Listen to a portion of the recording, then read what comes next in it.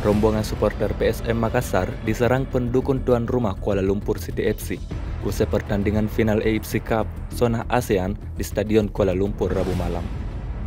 Akibatnya, kaca-kaca bus yang ditumpangi pendukung PSM Makassar pecah karena dilempari batu. Tidak hanya itu, seorang pendukung PSM Makassar alami luka dan pendarahan di bagian wajah. Kejadian ini viral di media sosial. Video pendek tersebar memperlihatkan suasana setelah penyerangan supporter PSM Makassar di Kuala Lumpur. Nampak puluhan pendukung dan sebuah bus yang ditumpangi supporter PSM Makassar. Para pendukung PSM Makassar hadir secara langsung di Stadion Kuala Lumpur untuk memberi dukungan kepada tim Joko Eja pada partai final AFC Cup zona ASEAN. Usai kejadian, puluhan polisi setempat terlihat disiagakan. Hal ini untuk mencegah terjadinya penyerangan kepada rombongan supporter PSM Makassar.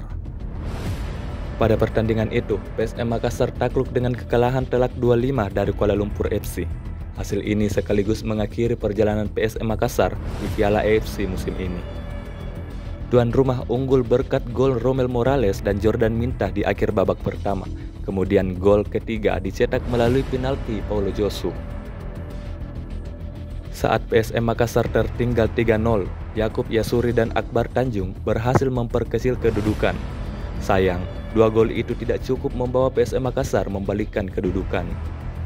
Justru tuan rumah kembali menambah 2 gol dan memastikan kemenangan melalui Paulo Josu pada menit ke-84 dan penalti oleh Hadin Asman pada menit ke-94.